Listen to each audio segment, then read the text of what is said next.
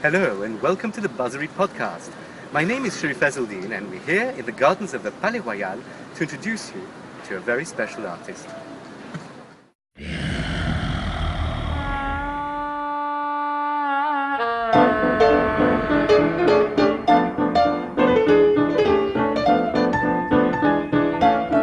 Hey, you know what?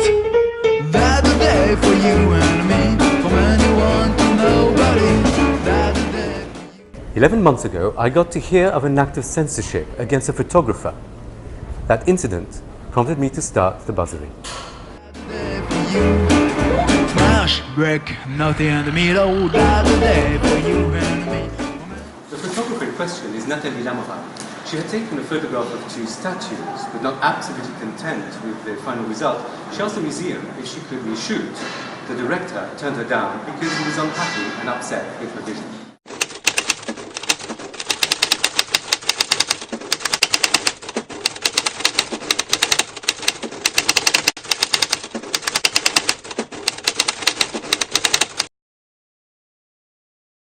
That's a day for you and me, from anyone to nobody. That's a day for you. Smash, break, nothing in the middle. That's a day for you and me, from anyone to nobody. That's a day for you and me. Today I'm with Nathalie to talk about her work a year on.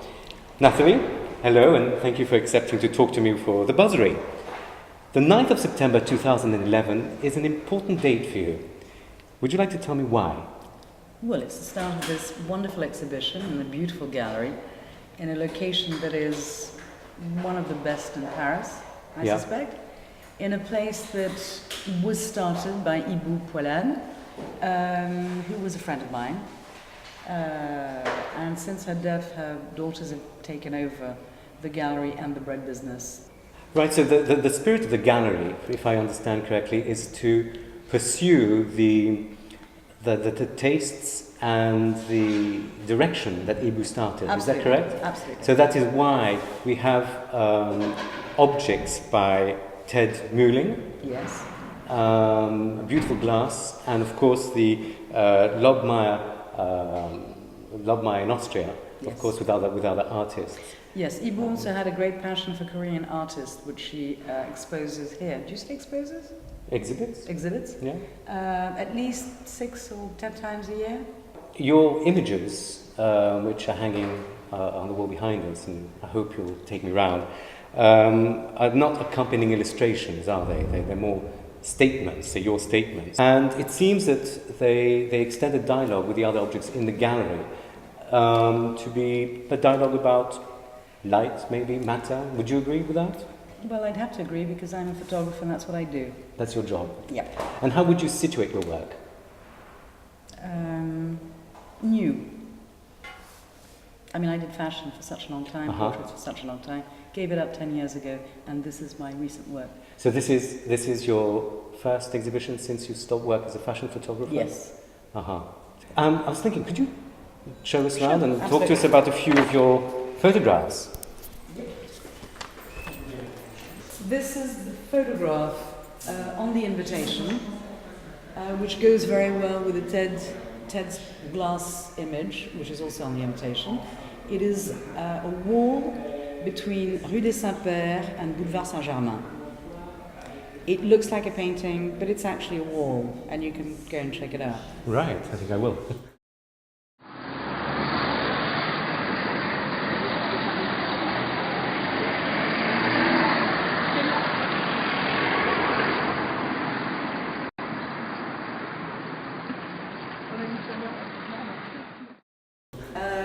This is Le Bistrot au Repos, the bistro resting, because it was Christmas Day. Most things are closed in Paris. But there's a certain light to it, which I rather like. And the chair slightly reminds you of Dior, but it's actually a restaurant. This is Henry Moore chez Rodin. Henry Moore had an exhibition until the end of January 2011 with a fabulous exhibition in the museum and 3 vast works outside. So this is just a detail of the Henry Moore, and the background, it looks like an eye, is actually the Rodin Museum. This is Rodin's Dust, what I love is I actually sent a small print of this to the director of the Rodin Museum. Yes. And I called it La Poussière de Rodin, and I suspect he probably got his cleaning team to say, clean up my museum. I wanted it the size, well, it's not quite the size of the actual statue, but so that you can, when you walk past it, you want to blow on the dust on the floor and actually on the base, and it says Rodin just there. Yes. It's like owning a Rodin if you buy this. This is the most abstract of the lot, apart from the Mur Saint-Germain, which is on the invitation. If you go to the Bon Marché, which is one of the best big stores in Paris, they have the Grande Épicerie for the food and Le Bon Marché for fashion, interiors, whatever. I believe there are 2, maybe even 3 sides of the shop on the pavement. There's a sort of, like, it's not an awning. Is it an awning?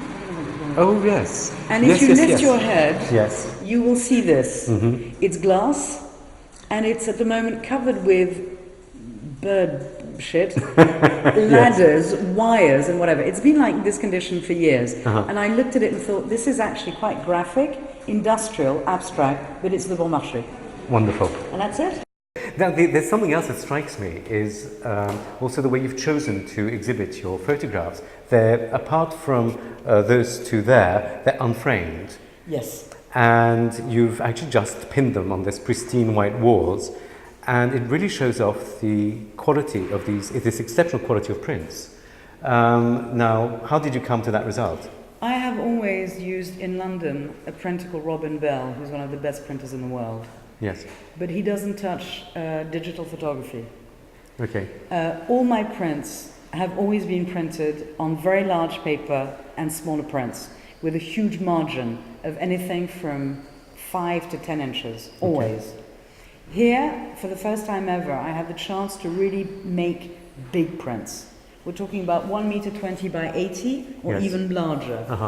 What I decided, and I spoke to Apollonia Poilane and Cyril Hermel, I said to them, I would like to have huge paper and medium-sized prints on it instead of framing them. And I think visually, with the glass, which is very delicate and fine, it would work really well. They approved, which is why I went that route.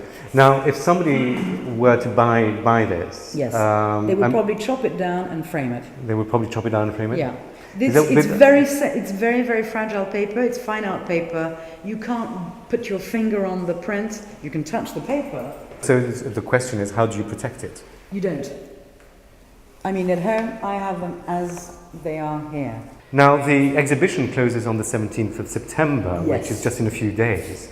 What happens to people who want to see your work and acquire it? How can they do that? They can get hold of Cyril Hermel at the Ibu Gallery at the Palais-Royal, or they can contact me directly via email.